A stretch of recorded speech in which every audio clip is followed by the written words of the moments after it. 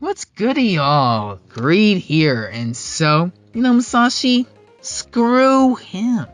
Who needs a Musashi? Vagabond. This is Kojiro's time to shine, which is very interesting because, refresher, Sasaki Kojiro is the dude that Matahachi is impersonating. So now we get to see his whole guy's life story. So without further ado, let's jump right into it. And so this whole arc, this is 60 chapters, so this is a bit of a long arc. This is not like a little, this is a whole life story. So starts out with Jisai Kanamaki, and he appears to us as a broken man, right? He lost everything. He got bitched by his former disciple, and now he's tasked to help and protect one of the children of his other disciple. And he's dead, my god, he's dead. And so basically he was like, okay, yeah, the son is basically dead, there's no point. But Kojiro's alive. He saw him in the ocean. He jumped in. And he came out. Renewal. Washed away. Rebirth. Coming out of the ocean, coming out of the water. Just some weird devices, little flex, and I pay attention in school. But basically, yeah, like he basically was renewed. I mean, the whole idea of just going and submerging underwater, coming out is like symbolism of baptism, which is renewal and the second life. Would make sense because this dude was like considering dying, now have to do purpose in raising Sasaki Kojiro, which is super cool, right? School's actually being implied here. But no, for real, he gets a new chance, I guess, to prove himself, especially since he was a failure in his old life. And so raising Sasaki, he kind of also fails at that as well, kind of. I mean, well, first off, he was afraid, right?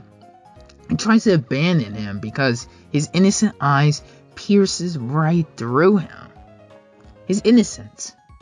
His eyes. Now, this is very specific, eyes, because later, when Itosai, or I think that's pronounced his name, when he comes back, his one of the former disciples comes back, he's like, wow, you're blind. You didn't realize Sasaki was deaf the whole time. Interesting. Eyes that can pierce through and look through people. And then a dude who's blind to people.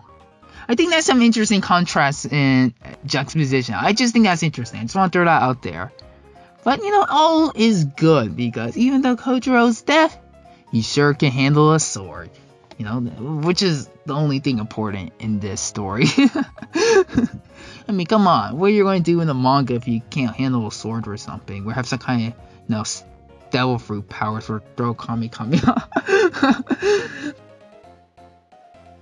But, then we move over in this story, a little time skip. Sasaki's he's like 9 years old.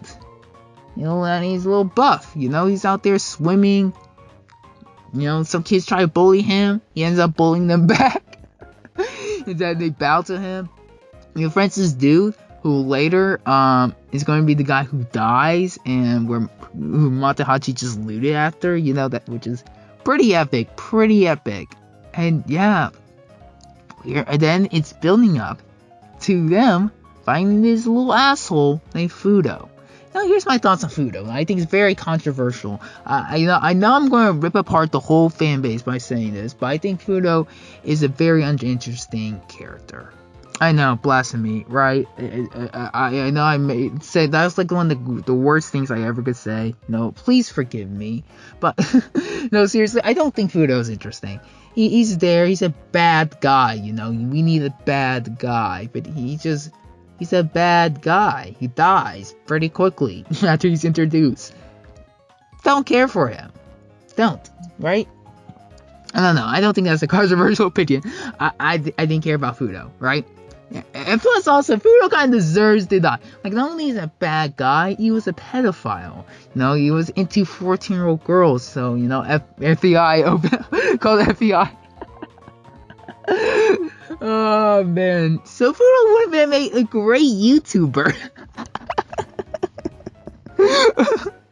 Oh, man. Life sucks. Don't be a pedo. Don't be like FUDO, or else you're going to die. like you're going to get killed and stuff. So moving on from him, because I don't care about him. G-Side, he gets the kill. Pretty epic, you know. He steel himself. At first he was scared, but then he got the courage and then killed the bad guy. You know, that's what I like. That's what I like from my characters. Kill the bad guys. And since he got that clout now, students, I didn't mention this. This is not a summary. This is a review. He's trying to make a dojo thing, you know, just to get money. Now he got clout. People actually want to learn how to use the sword from him. But he refuses to teach Kojiro because he's like, the way of the sword is not for you. I've seen a beast within you. Darkness. I shall not unleash it. But simultaneously also training him every day. Regardless. Like, this started confusing me.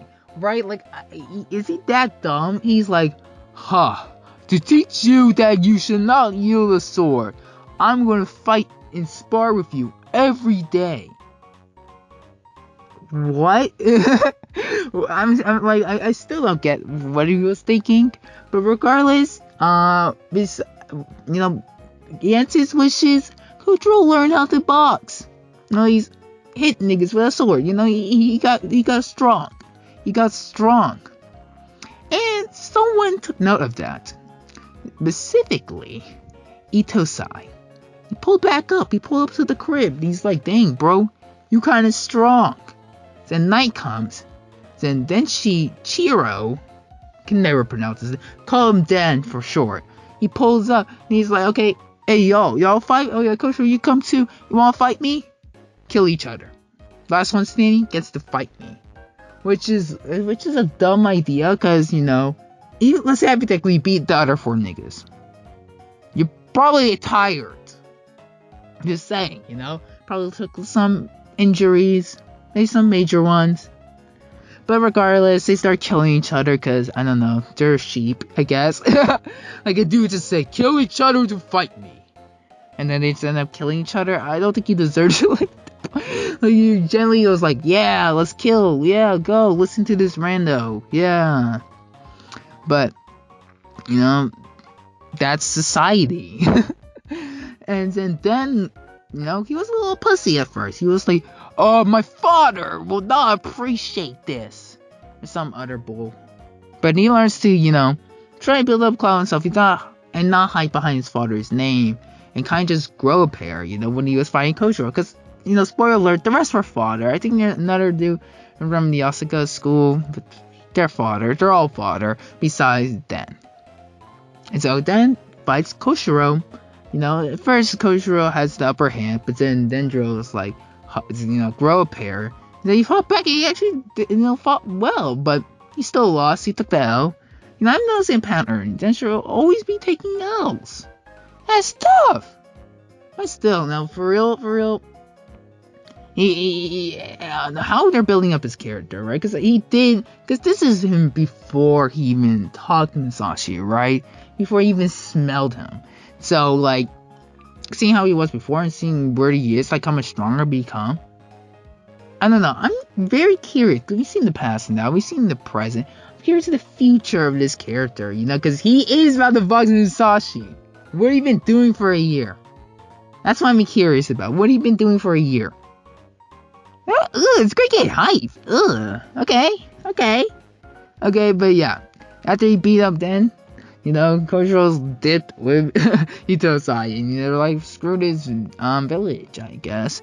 And it kind of implied that Jisai died, because his purpose in life has been fulfilled now.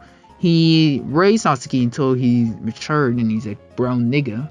So he doesn't need him. Well, at least Sasaki doesn't need him anymore. Therefore, his purpose is gone now. That's what his purpose. That's why he was renewed and came out for the ocean from. That was his second life, to protect and raise Sasaki. Now he fulfilled that. He's kind of done in life. I mean, it's kind of implied he's dead. We didn't see it, but thematically makes sense that he died. And so they traveled, and then they bring an extra nigga, the third wheel, Gonanosuke. And I have no qualms with Gonanosuke. Let's go Gon for short. No, Gon, that'll be an epic name. But I have no problem. He's obviously the weakest, right? And he's us. You know, the weak nigga just looking at this shit. He's like, wow. You know, the insert character is like, wow, these niggas are strong. Oh, this is, whoa, you know. I don't know. That's kind of what I got for him. I have no beef with him. I just don't care for him at all. Remember, this is a review, not a summary. I'm talking about the stuff I care about. And you know what I care about? Bro, we gotta see the prelude to chapter 1, right? Because you understand, this is the battle of, I think, Sahagra? That's how you pronounce it? Whatever. Basically the battle that just finished in chapter 1, where Musashi, where at the time Takuzo was like on the ground. Yeah, like he showed that, like right before the actual battle. And they even seen Takuzo at the time, which is super cool. And he got shot in the leg, he was like on the ground. Like that, the same shot was in chapter 1. That's fine. I mean, that's fine. That's some cool details. I didn't catch it at first, but I looked back before like recording. I was like, holy shit. Oh, okay. Okay. That's clean. That's clean. That's clean. And so, Ito Sai then, after the battle, he just abandoned Kojiro. He's like, dude, toughen him up so you could rival me. It's called tough love, you know? You know, just leave your child, get some milk. Your child come back and be strong, you know, strong, independent man who can really take care of themselves. You know, this is fathering, you know, just training, raising 101. Just abandon your student or child, they'll become stronger. But no, for real, he ends up finding these people who are like, I need to go and see my lord in Osaka. But, you know, they basically gave up halfway and they're like, let's just die in battle. I mean, I think that's one guy. I think that was implied. It didn't really say that directly, but it's implied that they kind of just gave up and realized, yeah, our lord is probably dead. So we're just going to try to die honorably. Instead of like boys in farewell or something, we're just going to die in combat. That's what happened. And yeah. That's really it. That's where it ends off. Sasaki Kojiro. And I enjoyed this whole arc. It was very interesting and a nice change of pace, right? Like, only few authors can make a whole, like, mega arc, like 60 chapters not featuring the main character and have it being very engaging. And Inoue one of them. And this is honestly a phenomenal arc. I enjoyed it. I can't wait to see more. Sachi Battle of Box and intro.